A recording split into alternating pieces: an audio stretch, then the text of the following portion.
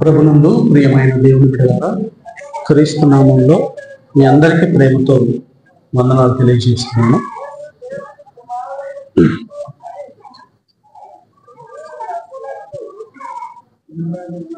దేవుడు మనకు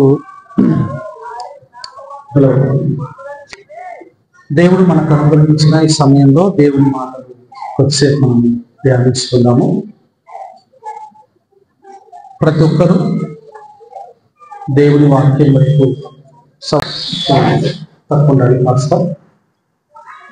ప్రతి ఒక్కరూ దేవుని వాక్యం వైపు శ్రద్ధ ఉంచి చక్కగా దేవుని వాక్యాన్ని వినాలి అని మీ అందరికీ మనవి.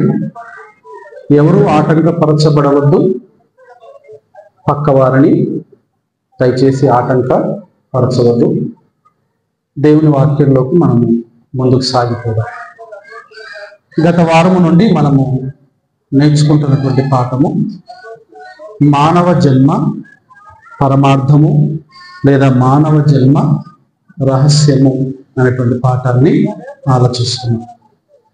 అసలు మానవుడు ఈ భూమి మీదకు ఎందుకు వచ్చాడు అని మనము తెలుసుకుంటే మనం ఎందుకు ఈ భూమి మీదకి వచ్చామో అర్థమవుతుంది.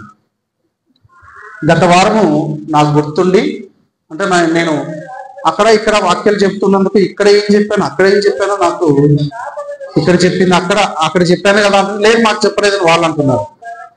అక్కడ చెప్పింది ఇక్కడ చెప్పింది. నాకు గుర్తున్నంత వరకు అయితే చివరిగా ఏ వాక్యాన్ని చదువుకున్నాము?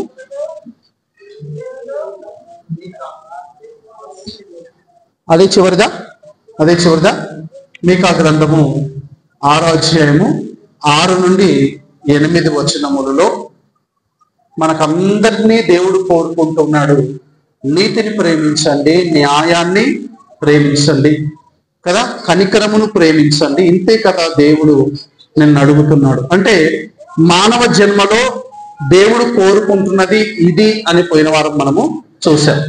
ఇక మానవ జన్మ ఎందుకు అనే దాంట్లో పరిచయంలో పరలోకమందు నీ చిత్తము నెరవేరుచున్నట్లు భూమి మీదను నీ చిత్తము నెరవేరును గాక. ఇప్పుడు భూమి మీద సంఘములో, ఒక కుటుంబంలో, రాజ్యంలో ఏదైతే జరుగుతూ ఉందో అది ఒకప్పుడు ఎక్కడ జరుగుతూ ఉండేదట? పరలోకములో జరుగుతూ ఉన్నటువంటి దానిని దేవుడు ఆ పరలోకము నుండి ఎక్కడికి తీసుకుని వచ్చాడు?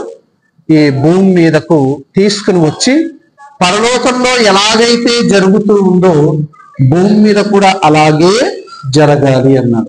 అసలు పరలోకంలో ఏం జరుగుతుంది అనేది పోయిన వారము నేను చెప్పాను. దేవుడు ఒక్కడుగా ఉన్నాడు. ఒక్కడుగా ఉన్నటువంటి దేవుడు దూతలను ఏర్పాటు చేసుకున్నాడు. ఈ దూతలు 4 రకాలుగా ఉన్నారు. సమాచారాన్ని తెలిపే దూతలు ఉన్నారు. వీరికి నాయకుడు గబ్రియేలు దూత. యుద్ధం చేసేటువంటి దూతలను దేవుడు సృష్టించుకున్నాడు. వీరికి నాయకుడు మికాయేలు.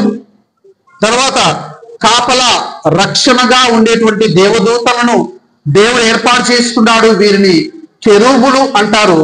వీరికి నాయకుడు లూసిఫర్. ఇప్పుడు మనం సాతానుగా, అపవాదిగా ఎవరినైతే పిలుచుకుంటున్నామో ఒకప్పుడు కెరూబులు అనే దేవదూతలకు వాడు నాయకుడిగా ఉన్నాడు. ఆ తర్వాత 4వది స్తుతించే దూతలు. స్తుతి దూతలను దేవుడు ఏర్పాటు చేసుకున్నాడు. వీరిని ఏమంటారు అంటే, వెరీ గుడ్ చెప్పండి, శరాపులు అంటారు. నోట్స్ చూసి చెప్తున్నావా? వీరిని శరాపులు అంటారు. ఈ శరాపులకు 6 రెక్కలు ఉంటాయి.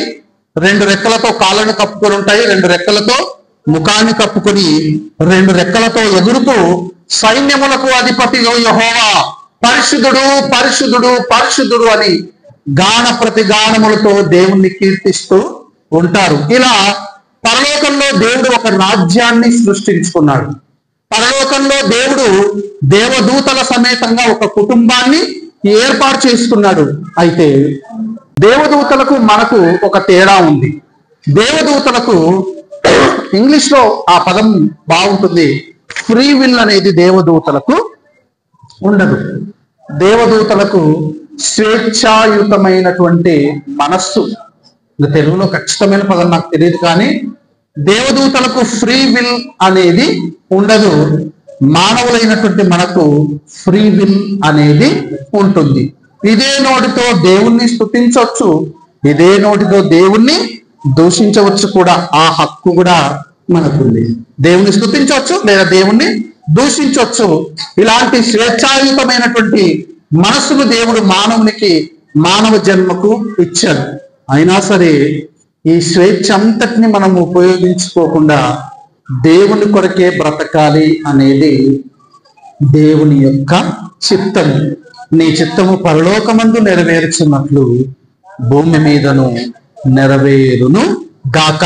అలా పరలోకములోని ఆ రాజ్యంలో ఏ దేవుని ఇష్టమైతే జరుగుతోందో అదే ఇష్టము భూమి మీద జరగడానికి మానవులుగా మనము ఈ భూమి మీదకు వచ్చాం. ఇది దేవుని యొక్క ఆలోచన, మానవ జన్మకు పరమార్థం. కానీ మనమైతే ఎందుకు వచ్చాము ఈ భూమి మీదకని మనం అనుకుంటున్నాము తెలుసా? ఈ భూమి మీద కంటికి కనిపించిన ప్రతి దాన్ని అనుభవించడానికి మనం ఈ లోకానికి వచ్చాము అని మనం అనుకుంటున్నాము. కానీ మన జీవితం యొక్క రహస్యము, మన జీవిత పరమార్థం అదైతే కాదు. ఇది పోయిన వారం వరకు మనం నేర్చుకున్నటువంటి వాక్యము. ఇక దేవుడు మనకు అనుగ్రహించినటువంటి ఈ మానవ జన్మ, ఈ భూమి మీదకి వచ్చినటువంటి మన మానవ జన్మ 3 దశలుగా సంపూర్తి అవుతుంది. నెంబర్ 1 బాల్య దశ అనుకున్నాము, నెంబర్ 2 యవన దశ అనుకున్నాము, నెంబర్ 3 వృద్ధాప్య దశ. రైట్, మరి ఈ 3 దశల గురించి మనం ప్రారంభిద్దాము. నెంబర్ 1 బాల్య దశ.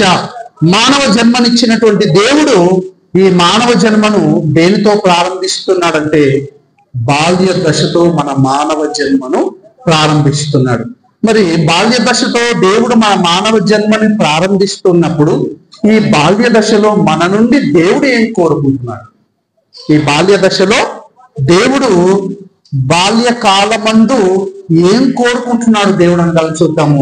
ప్రసంగి గ్రంథము 12వ అధ్యాయం 1-2 వచనాలు. దుర్దినములు రాకముందే, ఇప్పుడు వీటి యందు నాకు సంతోషము లేదని నీవు చెప్పు సంవత్సరములు రాకముందే, తేజస్సునకును సూర్యచంద్ర నక్షత్రములకును చీకటి కమ్మక ముందే, వాన వెలిసిన తర్వాత మేఘములు మరలా రాకముందే, నీ బాల్య దినముల యందే నీ సృష్టికర్తను స్మరణకు తెచ్చుకొనుము. బాల్య దశలో దేవుడు కోరుకుంటున్నది నీ బాల్య దినముల యందే నీ సృష్టికర్తను నువ్వేం చేయాలట? స్మరించుకోవాలి. ఏం చేయాలి? స్మరించుకోవాలి. బాల్య దశ నుండే ఏం చేయాలట పిల్లలు? దేవుని నామాన్ని, సృష్టికర్త నామాన్ని ఏం చేయాలి? స్మరిస్తూ ఉండాలి. రైట్. చిన్నపిల్లలకు ప్రార్థన మనము కొందరు నేర్చుకుంటారు, కొందరు నేర్చుకోలేరు. కనీసం దేవుని పేరునైనా పలికించగలంగా పిల్లల నోటితో కదా? నేనైతే మా పిల్లలతో సిరపులు వేసేప్పుడు కానీ, పడుకునేప్పుడు కానీ, తినే ముందు కానీ ఒక మాట పలికిస్తాను. ఏంటన్నమాట? గట్టిగా జీసస్ అనిపిస్తాను. జీసస్ అనండి అంటాను.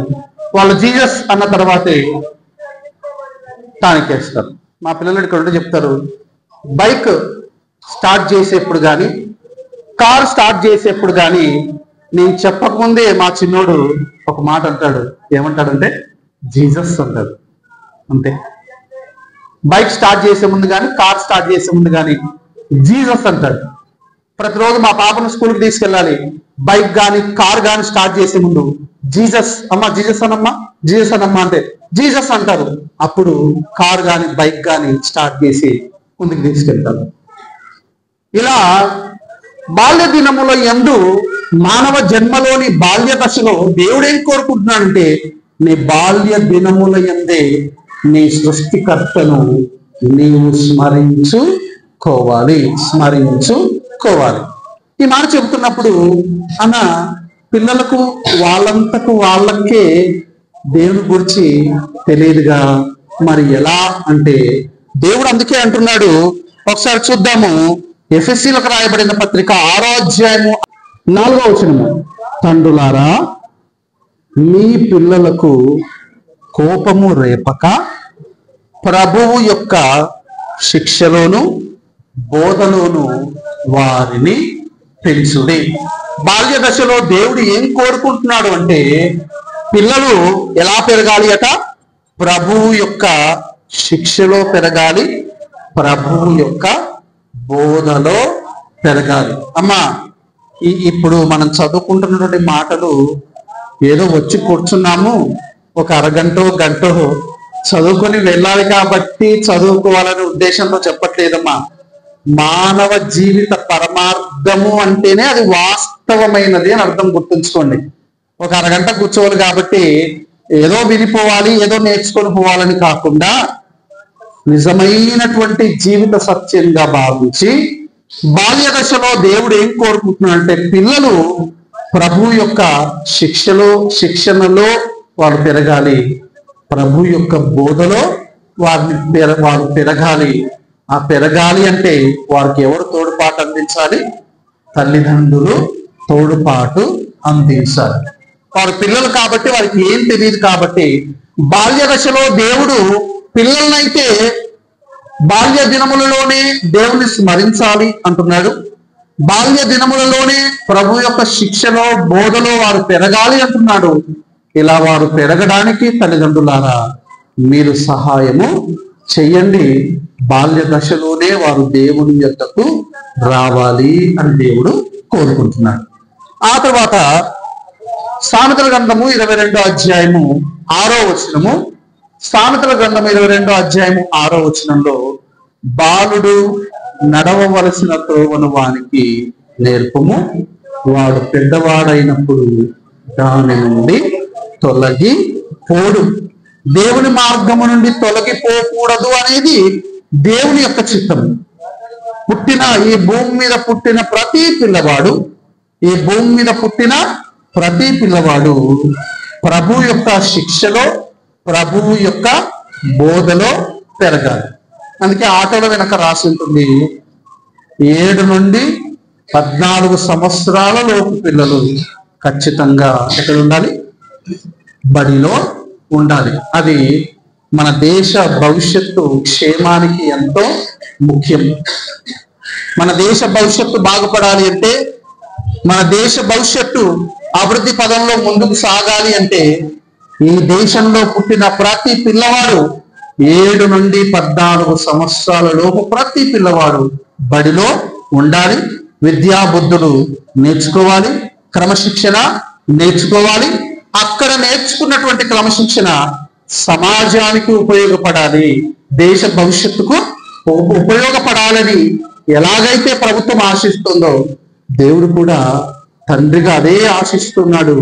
చిన్న పిల్లల వయసు నుండే, ఎందుకంటే మానవ జన్మ బాల్య దశతో ప్రారంభమవుతుంది కాబట్టి ప్రారంభమవుతూనే దేవుని నామ స్మరణతోనే వారి యొక్క జీవితం ముందుకెళ్ళాలి. ప్రభు యొక్క శిక్షలో బోధలో వారు ముందుకు సాగిపోవాలి. బాలుడు ఏ త్రోవలో నడవాలో ఆ మంచి త్రోవలో వారిని నడిపించాలి. వాడు పెరిగి పెద్దవాడైన తర్వాత ఆ మంచి మార్గము నుండి పోకూడదు అనేది ఇది బాల్య దశ విషయంలో దేవుని యొక్క చిత్తము, దేవుని యొక్క ఆలోచన. నేను ఎక్కువగా యవన దశ మీద ఎక్కువగా చెప్పాలనే ఉద్దేశంతో బాల్య దశను త్వరగా ముగిస్తున్నాను. ఇక రెండవది దశ యవ్వన దశ. రెండవది యవ్వన దశ. ఇక్కడ ఉన్నటువంటి మన కుటుంబంలో, ఇక్కడ కూర్చున్నటువంటి మన కుటుంబంలో యవనస్తులు ఎక్కువగా ఉన్నారు. కాబట్టి దయచేసి దేశానికైనా సంఘానికైనా ఎవరు బలం? యవనస్తులే బలం అనేటువంటి విషయాన్ని గుర్తుంచుకోండి. ఇక యవన దశలోకి మనము ముందుకెళ్ళిపోతున్నాము. ఈ యవన దశలో దేవుడు కోరుకుంటున్నది ఏమిటి అనే విషయాన్ని చూద్దాం. యెషయా గ్రంథము 40వ అధ్యాయము, యెషయా గ్రంథము 40వ అధ్యాయము 30-31 వచనాలు చదువుకుందాము. 30-31 వచనాలు చదువుకుందాము. రైట్. 40వ అధ్యాయము 30-31. బాలురు సొమ్మసిల్లుదురు, అలయుదురు. తర్వాత యవనస్తులు తప్పక తొట్టిల్లుదురు. యవనస్తులు తప్పక తొట్టిల్లుదురు. 31 యెహోవా కొరకు ఎదురు చూచువారు నూతన బలము పొందుదురు. వారు పక్షిరాజు వలె రెక్కలు చాపి పైకి ఎగురుదురు. అలయక పరిగెత్తుదురు, సొమ్మసిల్లక నడిచి పోవుదురు.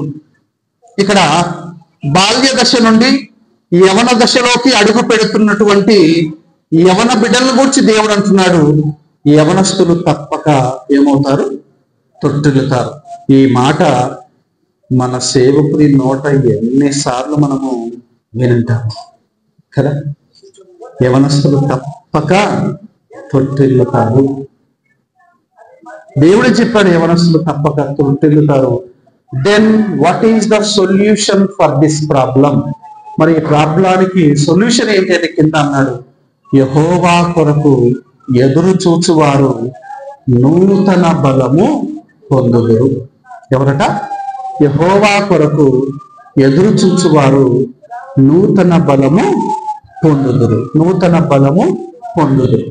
ఎవరైతే యవన దశలో తప్పకుండా తొట్టిల్లుతారు, అయితే ఆ యవన దశలో ఉన్నటువంటి వారు దేవుని కొరకు ఎదురు చూచేవారైతే మరలా ఏమవుతారట? నూతన బలాన్ని పొందుతారు. నూతన బలాన్ని పొందుతారు. అప్పుడప్పుడు మనం కొందరిని సంతోష పెట్టడానికి ఒక మాట అంటుంటాం. ఏ మాట అంటుంటామంటే, జాన్ ఎన్ని సంవత్సరాలు నీకు ఇప్పుడు? 20యా? 29. మరేం జాన్ చూడడానికి 20 years లాగా కనిపిస్తున్నావు అన్నాను అనుకోండి. ఒకసారి అందరు జాన్ వైపు చూడండి, ఎంత మురిసిపోతున్నాడు. ఆహా, నేను కదా, I'm looking like 20 years old. ఎవరైనా మనల్ని అంకుల్ అనకుండా అన్న అన్నారనుకోండి, అబ్బా ఎంత సంతోషమో. ఎందుకంటే మనలో ఒక ఆశ ఉంటుంది, అదేంటంటే నేను ఎంత ముసలిగా అవుతున్నా you are so active man అంటే కనుక ఎంత సంతోషము. అంటే ఇంకా మనము యవన దశలోనే ఉన్నాము, ఉండిపోయాము. యవన దశలో ఎలాగైతే ఉన్నామో ఇప్పుడు మధ్య వయసు వచ్చిన తర్వాత కూడా అదే ఆరోగ్యంతో, అదే బలముతో, అదే చలాకితనంతో ఉన్నాము అని ఎవరైనా మనల్ని పొగిడారనుకోండి, we feel so happy. చాలా సంతోషంగా కదా ఫీల్ అవుతాం. ఎందుకంటే మనకు యవన దశలో ఉండిపోవాలి అంటే చాలా ఇష్టం. అలాగే నువ్వు నూతన బలాన్ని పొందుతూ యవన దశలోనే నువ్వు ఉండిపోవాలంటే ఏం చేయాలట? యెహోవా కొరకు నీవు ఎదురు చూడాలి. దేవుని కొరకు ఎదురు చూసే వాడిగా నువ్వు ఉండాలి. నీ ప్రియురాలి కోసము ఎన్ని గంటలైనా ఎదురు చూస్తావు, కానీ యవన దశలో దేవుడు కోరుకుంటున్నది ఎవరి కొరకు?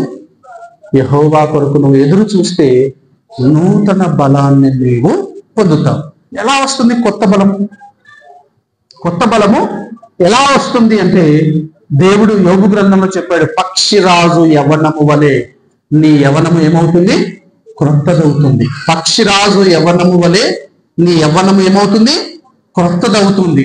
పక్షిరాజు అంటే మనకందరికి బాగా తెలుసు, దాని వల్చర్ అంటాము, రాబందు అని అంటాం పక్షిరాజు. ఆ పక్షిరాజుకు మీరు చూసే ఉంటారు, 30 సంవత్సరాలు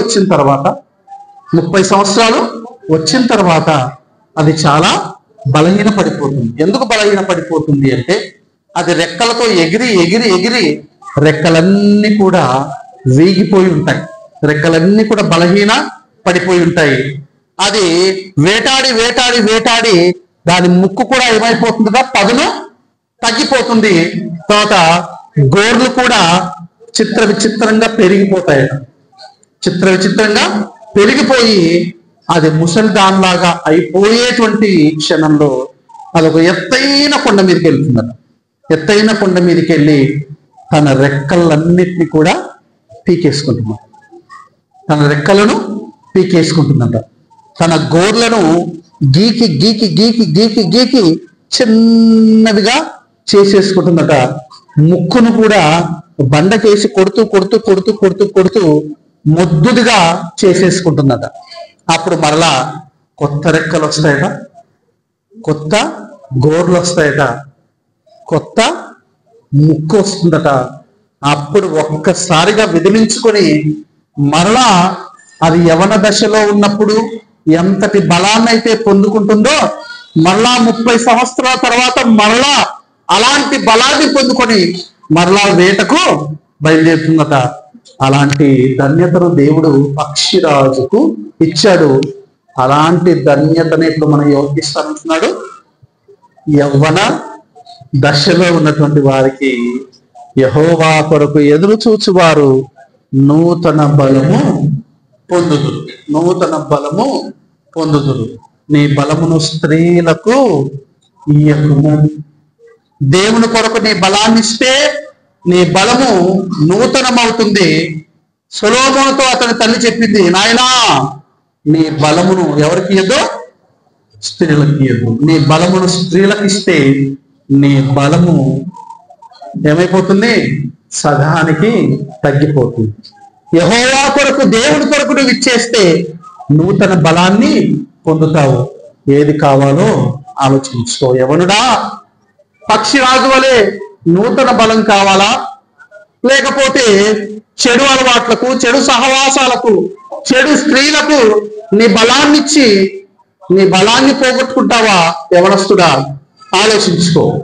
అందుకే బాలురు అలయుదురు, సొమ్మసిల్లుదురు. యవనస్తులైతే తొట్టిల్లుతారు. తొట్టిల్ల తర్వాత మరలా బలాన్ని పొందే అవకాశం నీకుంది. అందుకే ఉదాహరణగా పక్షిరాజును చూపిస్తున్నాడు. పక్షిరాజు ఎలాగైతే నూతన బలాన్ని పొందుతుందో మీరు కూడా దేవుని కొరకు ఎదురు చూసేవారైతే, దేవుని మార్గంలో మీరు బ్రతికేవారైతే మరలా నూతన బలాన్ని పొందుతారు అని దేవుడు చెప్పాడు. తర్వాత పరమగీతము 3వ అధ్యాయము 27వ వచనము. పరమగీతములు 3వ అధ్యాయము 27వ వచనంలో ఉన్నటువంటి దాన్ని మనం చదువుకుందాం. పరమగీతములు 3వ అధ్యాయము, ఒక్క నిమిషం, 27 లేదా? విలాప వాక్యాలు, క్షమించండి, విలాప వాక్యాలు. యెషయా, ఇర్మియా తర్వాత విలాప వాక్యాలు. విలాప వాక్యాలు 3వ అధ్యాయము 27వ వచనము. యవన కాలమున కాడి మోయుట నరునికి మేలు, అతని మీద దానిని మోపినవాడు యెహోవాయే. యవన దశలో కావాలనే దేవుడు యవనస్తుల మీద ఏం మోపడానికి ఇష్టపడుతున్నాడట? కాడిని మోపడానికి ఇష్టపడుతున్నాడు. దేవుడు కాడిని మోపడానికి, మన మెడ మీద, యవనస్తుల మెడ మీద కాడిని మోపడానికి దేవుడు ఇష్టపడుతున్నాడంటే యవనస్తులుగా మనం ఏం చేయాలి? ఆ కాడిని మోయడానికి మనం కూడా ఇష్టపడాలి. మీరు కొన్నిసార్లు గమనించండి. నేను ఒక్కసారి 2 సార్లు అడిగాను, అయ్యా ఏంటయ్యా ఇది పెద్దగా ఉంది, చిన్నగా ఉంది అని అడిగాను. ఈ ఎద్దు పెద్దగా ఉంది, ఇది చిన్నగా ఉంది అంటే ఇది కొత్తది దూడ, దీనికి కాడి అలవాటు. ఏం చేస్తున్నారు? కాడి అలవాటు చేస్తున్నారు. ఆ కాడి అలవాటు చేయకముందు దాన్ని ఏం చేస్తారో తెలుసా? బండి వెనక కడతారు. బండి వెనక కట్టి చేనుకు తీసుకొని వెళ్తారు. ఆ బండి వెనక వెళ్ళాలి, కొండోలు. అది బండి వెనక వెళ్ళాలి. కొండోలు బండి వెనక వెళ్ళిన తర్వాత మెల్లగా తీసి దాన్ని ఏం చేస్తారంటే, పెద్ద ఎద్దు ఉంటుంది కదా, దాని జతకు ఈ చిన్న దూడను, చిన్న ఎద్దును పెడతారు. ఇది పెద్ద ఉంది, ఇది చిన్న ఉంది అంటే దీనికి ఇప్పుడిప్పుడే అలవాటు చేస్తున్నాము అంటే, అప్పుడు మనం ఉండి అయ్యో పాపము దాన్ని ఫ్రీగా వదిలేయచ్చు కదా అంటే, నాయన పో, నీ పన్ను చూసుకో అంటాడు కదా. మా తిప్పలు మాది, నీ పన్ను చూసుకో అంటాడు. అంతే. కాడి ఖచ్చితంగా దానికి మోపాల్సిందే, ఆ కాడిని దానికి అలవాటు చేయాల్సిందే, పొలానికి తీసుకెళ్ళాలి. అలాగే ఇక్కడ కూడా యవన కాలమందు కాడి మోయుట నరునికి మేలు. యవన కాలమందు కాడి మోయుట నరునికి మేలు. మొన్న మా బావమరిది వచ్చి నన్ను చూసి, బావ నువ్వు జిమ్కి వెళ్తే బాగుంటుంది బావ అన్నాడు. నువ్వు జిమ్కి వెళ్తే బాగుంటుంది, ఎక్కువ కొంచెం బాగుంటుంది అన్నాడు. ఎందుకంటే నా మేలు కొరకే, అవునా, నా మేలు కొరకే. కాబట్టి అదే దేవుడు అంటున్నాడు, యవన కాలమున కాడి మోయుట నరునికి మేలు. కాబట్టి దేవుని వాక్యానికి యవన దశలో మీ హృదయాలలో చోటు ఇవ్వండి. యవన కాలములో మీ హృదయంలో దేవుని వాక్యానికి చోటిస్తే మీరు నూతన బలాన్ని పొందుతారు. అందుకే చెప్పాను కదా, మనకు 30 సంవత్సరాలు వచ్చినా ఎవరైనా 20 సంవత్సరాల లాగా కనిపిస్తున్నాం అంటే మాత్రం ఎంత సంతోషము. బాబాయ్ మీరు ఇంకా మాకు పోటీ వస్తున్నారు బాబాయ్ అన్నాను అనుకోండి. వీడియో తీస్తున్నాడు కదా, సుంకన్న వీడియో తీస్తున్నాడు కదా, వీడియో ఎడిటింగ్ చేసినప్పుడు చూస్తుంటే నాకంటే బాబాయ్ ఇంకా బాగా కనిపిస్తున్నాడు. సంతోషపడండి, సంతోషం. ఇప్పుడు నేను అదే, ఏది బాబాయ్ అంత ముసలిగా కనిపిస్తున్నావు, కలర్ వేసుకో బాబాయ్ కొద్దిగా అన్నా అనుకో, అవసరమా అందరూ ఎదురుగా చెప్పడం, అవసరమా అనుకుంటారు కదా. సో కాబట్టి దేవుడు అంటున్నాడు, యవన కాలమందు కాడి మోయుట నరునికి మేలు. దేవుడే అంటున్నాడు మేలు అని. ఆ యవనస్తుల మీద ఆ కాడి మోపిన వాడెవరు? యెహోవాయే. కాబట్టి ప్రతి ఒక్క యవనస్తుడు తన యవన కాలములో దేవుని వాక్యానికి తమ హృదయములో చోటు ఇవ్వాలి, చోటు ఇవ్వాలి. ఇస్తే ఏమవుతుంది? 119వ కీర్తన 9వ వచనం, 119వ కీర్తన 9వ వచనం. ఈ యవన దశను గురించి కాస్త వివరంగా తెలుసుకున్నాము. 119వ కీర్తన 9వ వచనము. యవనస్తులు దేని చేత తమ నడతను శుద్ధిపరుచుకుందరు? నీ వాక్యమును బట్టి దానిని జాగ్రత్తగా చూచుకొనుట చేతనే కదా. యవనస్తులు దేని చేత తమ నడతను శుద్ధి పరుచుకుంటారు? యవనస్తులు how would they protect their character? వారు తమ క్యారెక్టర్ ని ఎలా కాపాడుకోగలరు? మన క్యారెక్టర్ ను మనం ఎంతగా కాపాడుకుంటే that much respect we have in the society. మన యొక్క క్యారెక్టర్ ను మనం ఎంత కాపాడుకుంటామో సమాజంలో మనకంతటి గౌరవము ఉంటుంది. మాకు కుటుంబంలో డాడీ చెప్పేవాడు, నా వయసు వారికి, నా వయసు కంటే పెద్దవారికి ఎంతో మందికి నేను బుద్ధి చెప్పాను అని చెప్పేవాడు. నా వయసు వారికి, నాకంటే ఎక్కువ వయసు ఉన్నటువంటి వారికి కూడా నేను ఎంతో మందికి నేను చెప్పాను, బుద్ధి చెప్పాను అన్నాడు. బుద్ధి చెప్పాడంటే ఈ బుద్ధి చెప్పిన వ్యక్తి ఎలా ఉండాలి? హీఈస్ లైక్ ఏ జమ్ లా ఉండాలి, అంతే కదా. అలాంటప్పుడే తన తోటి వారికి ఏం చేయగలడు? బుద్ధి నేర్పించగలడు. ఆయన తన సమాన వయస్కులకు ఎంతో మందికి, అరే ఇలా బుద్ధిహీనంగా తిరగవద్దు, ఎందుకు ఇలా తిరుగుతున్నారు, ఎందుకు ఇలా ప్రవర్తిస్తున్నారు, ఎందుకు ఈ అలవాట్లు అని ఎంతో మందికి ఆయన బుద్ధి నేర్పించాడట. కాబట్టి యవనస్తులు దేని చేత తమ నడతను శుద్ధిపరుచుకుందరు అంటే దేవుడు ఏం కోరుకుంటున్నాడు? యవనస్తులు తమ నడతను ఏం చేసుకోవాలి? శుద్ధిపరచుకోవాలి. యవనస్తులు తమ నడతను శుద్ధిపరచుకోవాలి. దానికి ఒకే ఒక అవకాశం ఉంది, నీ వాక్యమును బట్టి దాన్ని జాగ్రత్తగా చూచుకొనుట చేతనే. దేవుని వాక్యాన్ని జాగ్రత్తగా హృదయంలో ఉంచుకుంటే కనుక అప్పుడు యవనస్తులు, యవన బిడ్డలు తమ నడతను శుద్ధిపరచుకోవటానికి అవకాశము ఉంది. రైట్. మరి దేవుని వాక్యము హృదయంలోకి వస్తే ఏమవుతుంది? దేవుని వాక్యము యవన దశలో హృదయంలోకి వస్తే ఏమవుతుంది? 110వ కీర్తన 2వ వచనము. 110వ కీర్తన 2వ వచనాన్ని తీసుకోండి. 110వ కీర్తన 2వ వచనము.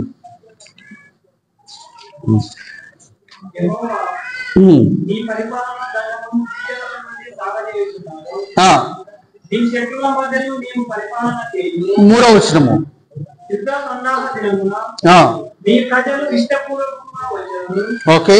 నీ యవనస్తులలో శ్రేష్ఠులు పరిశుద్ధాలై మంచు వలె అరుణోదయ గర్భంలో నుండి నీ యుద్ధం వచ్చారు. రైట్. ఇక్కడ చదువుతూ చూడండి 3వ వచనంలో 3వ వచనం చూడండి, లేదా 2వ వచనం చూడండి.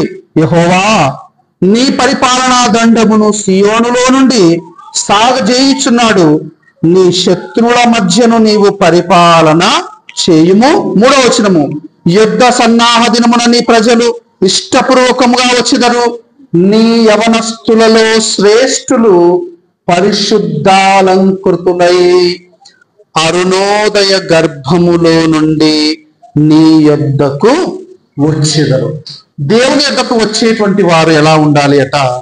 ముఖ్యంగా యవనస్తులు ఎలా ఉండాలి అట అంటే ఎలా ఉండాలట?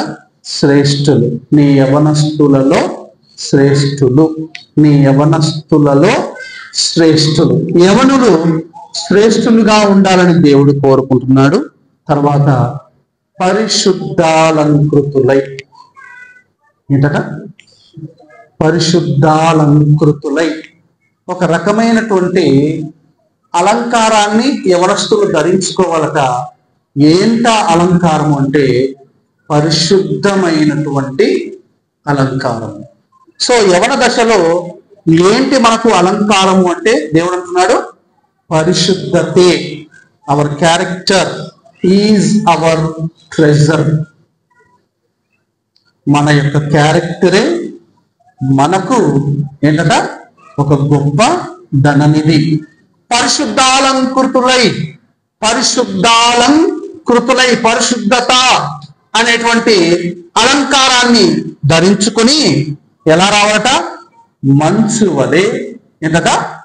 మంచు వలె అరుణోదయ గర్భములో నుండి నీ యొద్దకు వచ్చేదరు.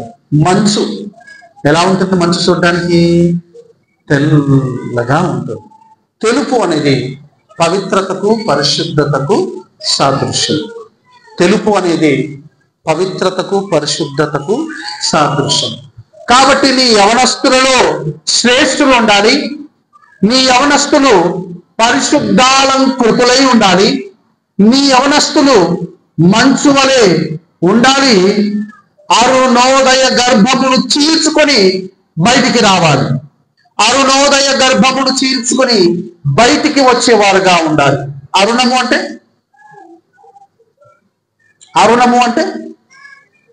కాంతి. అరుణము అంటే అరుణోదయము. యాక్చువల్గా అరుణము అంటే బ్లాక్. అరుణోదయము అంటే సూర్యుడు నల్లటి చీకట్లను చీల్చుకుంటూ తన కిరణాలను ప్రసరింప చేస్తూ అప్పుడు ఏమవుతుందంటే ఉదయము అవుతుంది.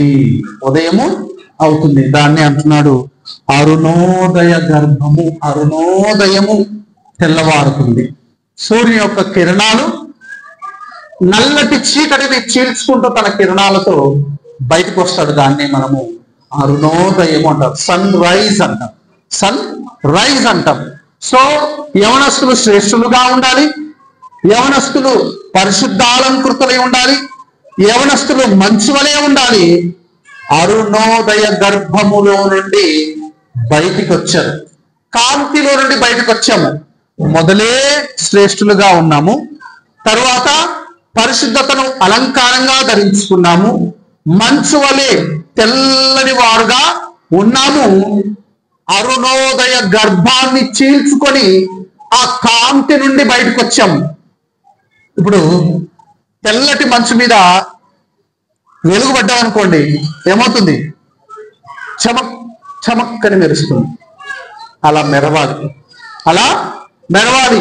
అరుణోదయ గర్భములో నుండి యవనస్తులు అలా బయటకు రావాలి. ఇన్ని లక్షణాలను దేవుడు కోరుకుంటున్నాడు యవనస్తుల నుండి.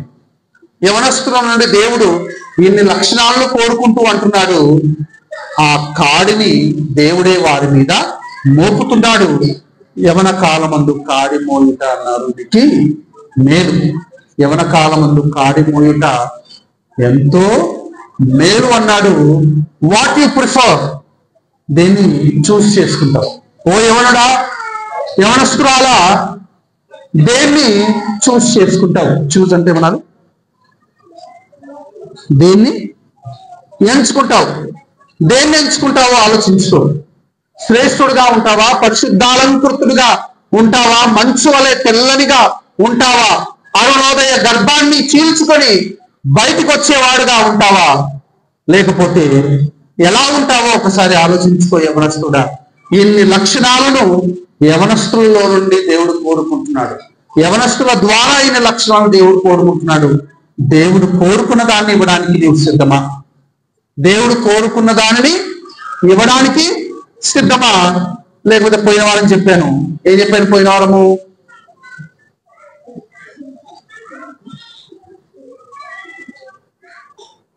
అర్థమైందిరా? చికెన్ 65 ఆర్డర్ ఇచ్చాము. చికెన్ 65 ఆర్డర్ ఇచ్చాము. చీకేసిన బొక్కలు, చీకేసిన ఎముకలు తీసుకొచ్చి పెట్టాడు అనుకో ఆర్డర్లో.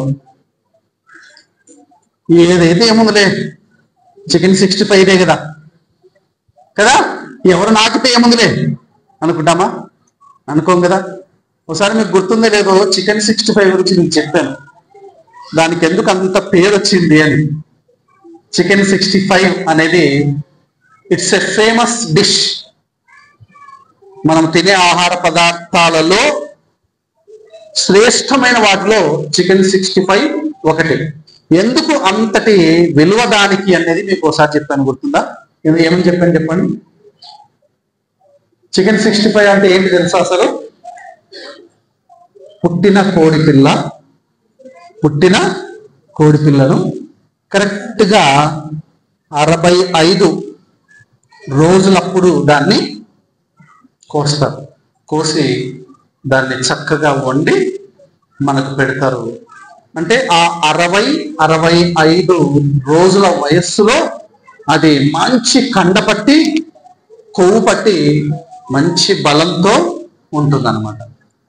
అది తింటే రుచి కూడా చాలా ఎక్కువగా ఉంటుంది. అందుకే చికెన్ 65 అని మీకు ఒకసారి చెప్పాను, గుర్తుందో? చికెన్ 125 అనుకోండి కదా. చికెన్ 65 సార్ ఎంత అంటే 1000 రూపీస్. సార్ నేను అంత పెట్టలేను సార్, మాకు చికెన్ 125 అయినా పర్లేదు అంటే it's only 100 rupees. It's only 100 rupees, 100 రూపాయలే. చికెన్ 65 మాత్రం 500 లేదా 1000. కానీ చికెన్ 120, చికెన్ 125 అంటే మాత్రము 100 రూపాయలే. పర్లేదు, ఏదైతే ఏముంది అంటామా? మన దగ్గర డబ్బులు ఉంటే ఖచ్చితంగా చికెన్ 65 కావాలి. అంటే ఆ కోడి యొక్క బలము, ఆ కోడి యొక్క రుచి, దాని వయస్సు, దాని దినములు అన్నీ మనకు కావాలి.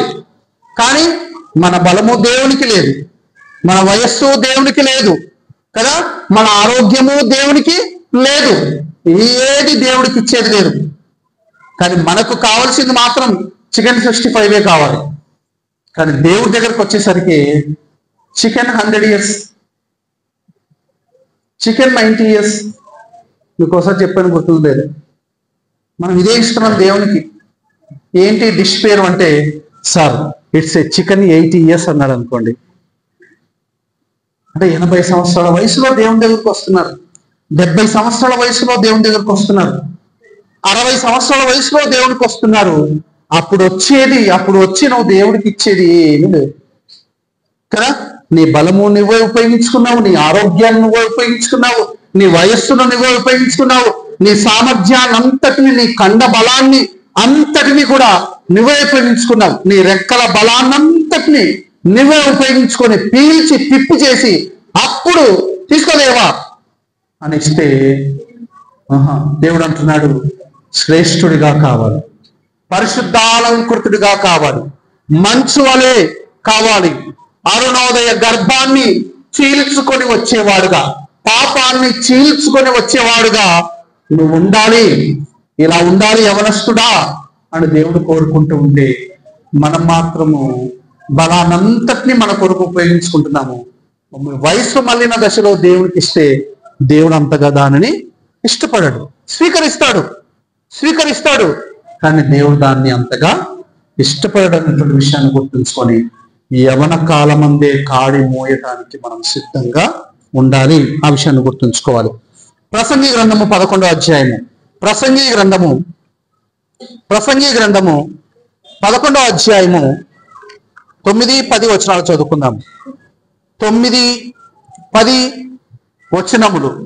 యవనుడా నీ యవనమందు సంతోషపడుము, యవనుడా నీ యవనమందు సంతోషపడుము, నీ యవన కాలమునందు నీ హృదయము సంతుష్టిగా నుండనిమ్ము, నీ కోరిక చొప్పునను నీ దృష్టి యొక్క ఇష్టము చొప్పునను ప్రవర్తింపుము.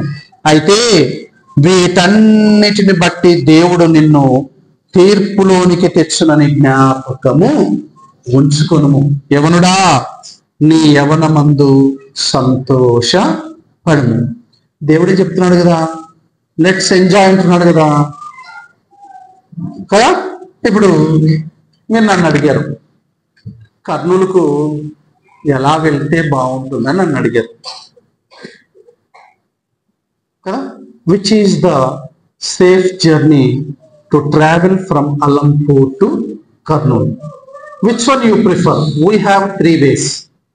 మనకు 3 మార్గాలు ఉన్నాయి. ఒకటి అల్లంపూర్ నుండి చౌరస్తా మీదుగా హైవేలో కర్నూలు. నెంబర్ 2 బైరాపురం మీదుగా కర్నూలు. నెంబర్ 3 కాశాపురం మీదుగా కర్నూలు. నన్ను అడిగితే నేనేం చెప్తానంటే, it's better to go through Allampur X road. Allampur X road మీదుగా వెళ్తే maybe half of the way it is the highway. Half of the way, సగము ప్రయాణము నీకు హైవేనే ఉండవచ్చు. కాస్త చూసుకొని వెళ్తే నీకు చౌరస్తా మీదే నీ ప్రయాణము బాగుంటుంది.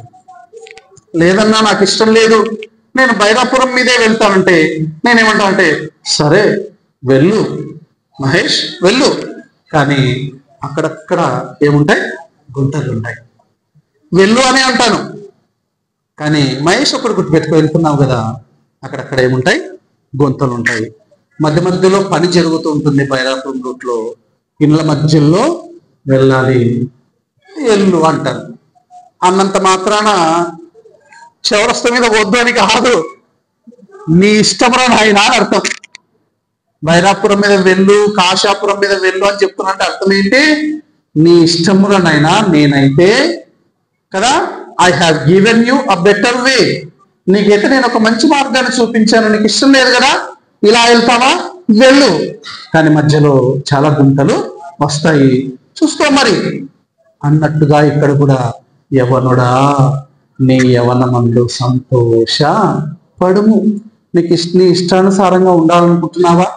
కాడి మోయడము ఇష్టం లేదా? శ్రేష్ఠుడిగా ఉండడానికి ఇష్టం లేదా?